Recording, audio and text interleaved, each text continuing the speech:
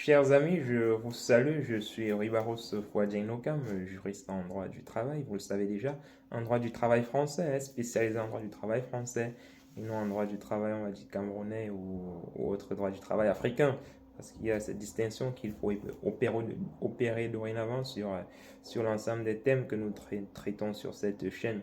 Alors, il m'a été posé la question de savoir, est-ce que l'employeur qui applique la subrogation peut, de manière unilatérale, décider du jour au lendemain de mettre fin à cette subrogation-là. Alors, avant de répondre à cette question, il faudra peut-être définir les notions, ce que c'est que la subrogation. En fait, la subrogation, n'est-ce pas, c'est le mécanisme par lequel l'employeur perçoit directement les indemnités de sécurité sociale que le salarié devait normalement percevoir et qui verse en retour, n'est-ce pas, au salarié le salaire qu'il doit normalement percevoir en,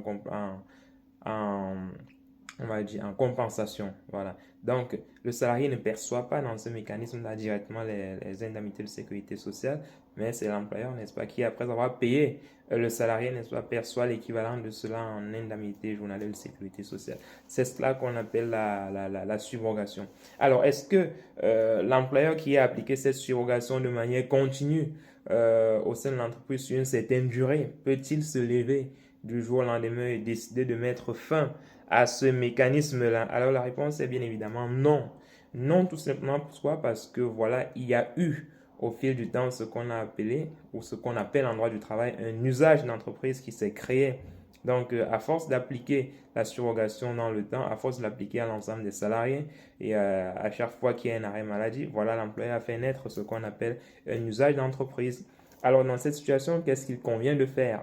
Parce que l'employeur ne peut pas décider de mettre fin à ces mécanismes-là unilatéralement.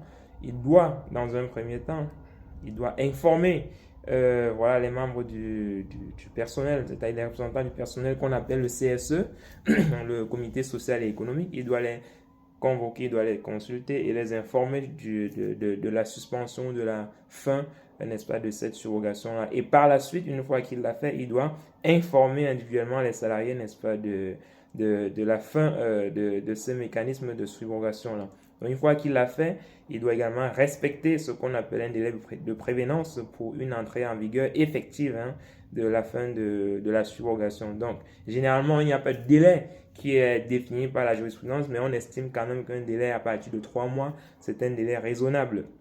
Donc, vous pouvez respecter un délai de 3 mois lorsque vous souhaitez mettre fin à ce mécanisme-là. Donc, dans tous les cas, vous ne pouvez pas le faire du jour au lendemain.